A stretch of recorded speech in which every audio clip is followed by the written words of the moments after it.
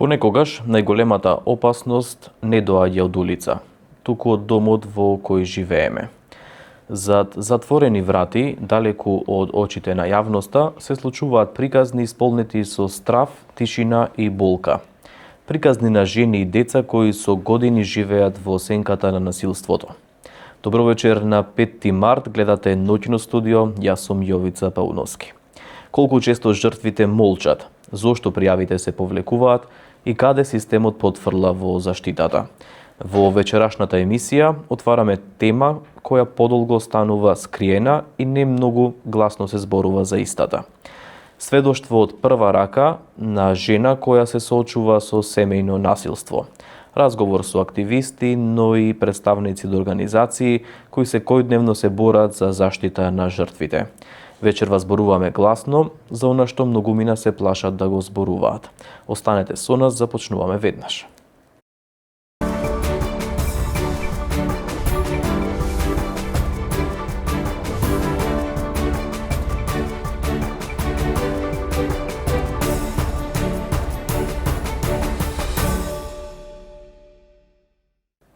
Неколку пати пријавувано во полиција и сите надлежни институции. За прв пат во Ноќно студио и пред јавноста за насилството кое трае со години. Идентитетот на жртвата нема да го откриеме. Добро вечер, со каков проблем се соочувате? Добро вечер. Пред се сакам да нагласам дека јас сум жена која претрпе семејно насилство. Разведена сум од сопругот, но и покрај се што сум поминала, институциите не застануваат зад мене. Се обратив каде што можев, во МВР, во МЦСР, но никој вистински не ме заштити. Најстрашното е што и покрај насилството што го имам пријавено, нема се уште му дозволуваат да го гледа и да го зема детето. Живеам во постојан страв и неизвестност со чувство дека системот целосно ме оставил само. После трагедијата што неодамно се случи во Скопје, кога мајка и ќерка се фрлија од зграда, не можам да престанам да мислам колку жени се доведени до очај, затоа што никој не ги слуша и не ги штити. Страв ми е да не дојде до момент кога некоја нова трагедија ќе се случи, затоа што институциите не реагирале навреме. Не барам ништо повеќе од тоа некој да чуе за мојата приказна и да се покрене прашањето зошто жртвите на насилство остануваат сами. Може би ако повеќе луѓе дознаат, конечно некој ќе реагира и ќе помогне. Една мајка само сака да живее без страв и да го заштити своето дете.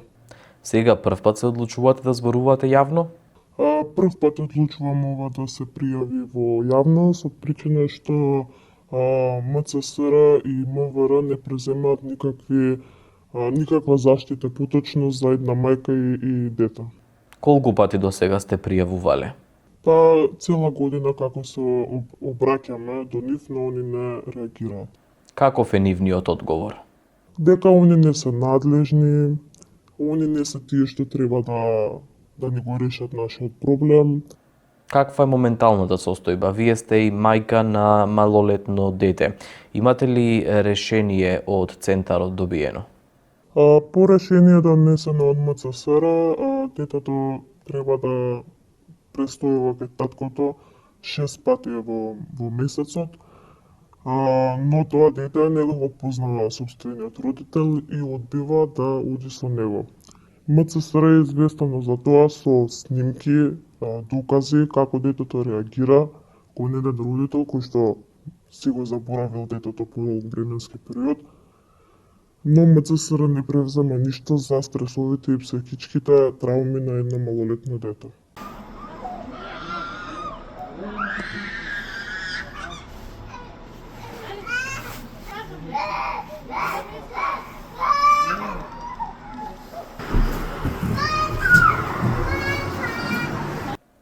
Погледнавме и една снимка, може ли малку повеќе да ни објасните за истата? Снимката е направена точно пред една недела. Детето одбива да оди кај родителот од причина што самиот родител, кратко кажано да кажам, заборави дека има дете. Тоа во нашата држава постојано се случува. Секако детето не си го знае родителот, затоа има и одбивност кон него. Но родителот присилно и насилно го граба детето секој пат кога доаѓа да го земе, при што детето вришти, пишти и одбива да оде кај него. На тоа МЦСР не реагира воопшто и упорно му е дозволено да доаѓа и да прави психички тортури на едно малолетно дете. Им ги покажавте ли овие снимки на надлежните? Да, прикажани им се пред неколку дена, на што они одговорија дека они не се надлежни, дека ние двајцата родители сме сами криви што детето плаче. МЦСР ни укажува дека ако детето има последици, тоа ќе биде поради нас двајца, а не поради нив, бидејќи они има донесено решение за земање на детето од страна на таткото, кое што пак е нагласам не го видело од самото раѓање. Дали ви бил наметнат став дека мора да соработувате со вашиот поранешен сопруг во корист на детето? Да, секој пат тоа ми е укажано од нивна страна, дека поточно ми укажува дека јас сум виновна, што таткото не се го гледал детето подолговременски период, дека јас сум виновна што детето одбива да оди со него. Поточно кажано дека јас сум виновна за све што се случува. Воопшто не се чувствувам безбедна јас, исто така имам страв и за моето дете. Дали физички сте биле нападната? Во текот на нашиот брак имаше физичко насилство, премногу навреди и ред други работи, каде што сите тие беа прикажани и укажани код МЦСР, но они не можеле да реагираат бидејќи не било пријавено одма. Кога последен пат сте биле жртва на семејно насилство? Точно пред една недела, каде што имам извадено лекарски извештај за тоа. Истиот случај е пријавен во МВР, каде што се зема моја изјава. МЦСР исто така се известени, но ништо не прават во врска со тоа. Што наведувате во пријавата во МВР? Дали барате да се гони? Секако дека бараме и многу често одиме таму да пријавуваме, од причина што тоа се дешава, се случува поточно цело време, не е еден ден. Дали полицијата ги забележа вашите повреди на тело? Значи, МВР ме упати прво да одам на ургентен центар, каде што ќе извадам поточно на лекар, каде што ќе извадам лекарски извештај дека имам повреди од физички напад од мојот поранешен сопруг, при што јас бев извадев и истиот случај го пријавив во МВР. Ова рековте дека се случува пред една недела. Дали се преземени било какви мерки против насилникот? Се уште нема ништо преземено, пуштена е само пријава за семејно насилство, но се уште чекам да се преземе некоја мерка. Како се чувствувате во овие моменти кога институциите го зголемуваат стравот и неизвестноста наместо заштитата на вас и на вашето дете? Се чувствувам многу несигурно во оваа наша држава, од причина што една година трчам, се борам за тоа дете, пријавувам во МЦСР, во МВР, но ништо не се презема. Оваа држава не е безбедна за една мајка и едно дете. Што треба да се промени според вас? Кои се слабостите? Пред се во нашата држава треба да се променат повеќе закони, од причина што многу жртви има. Може да се спомне случајот за Кочани, значи случајот за Фрусина и ред други случаи, при што на крај и случајот со мајката со малолетно дете која се фрли од зграда.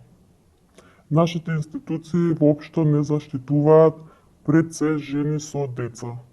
Зошто институциите се однесуваат како да не се на страна на жртвите? Јас сметам дека институциите кои ние ги плаќаме не ги штитат доволно граѓаните, штитат само поединци кои со пари, моќ и влијание успеваат да ги поткопат институциите. Што ќе се случи доколку поради стравот кој го чувствувате, одлучите да не го дадете детето на вашиот поранешен сопруг? МЦСР уште од самиот почеток заедно со насилникот сака да го одземат моето дете по секоја цена, при што системот побрзо реагираше да ме казнат мене отколку тој насилник. Тие тврдат дека јас имам добиено решение завидување на малолетното дете со насилникот, но јас ниту сум добила, ниту сум примила било какво решение од МЦСР. Се чудам се уште до ден денес како во оваа држава една мајка може да одговара кривично за непочитување на решението кое ниту го добила, ниту пак била прашана за ставот за таа нивна одлука. Споменавте кривична пријава, може да објасните малку повеќе за тоа? Сакам да кажам дека и обвинителството не си ја работи својата работа како што треба. Од мојот случај можам да заклучам дека и таму постои мито и корупција. И така јас сега сум неправосилно осудена на условна казна.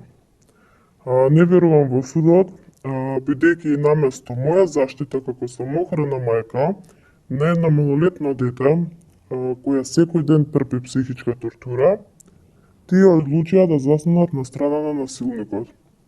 Освен јас и детето е подречиси под секојдневна тортура. Ако институциите продолжат да молчат, кои се вашите планови за заштита на вас, но и на вашето дете? Пред се сакам да кажам дека институциите мора да се освестат што прават, да реагираат брзо, да го слушнат гласот на нас граѓаните кои имаме секојдневни проблеми, а не да се ја префрлуваат топката од еден на друг. И конечно системот во оваа држава да почне да функционира, за веќе да немаме жртви поради системот. Ви благодарам што говоревте за Ноќно студио. Почитувани гледачи, вам ви благодарам за овој прв разговор и вниманието. Останете со нас, продолжува Ноќно студио.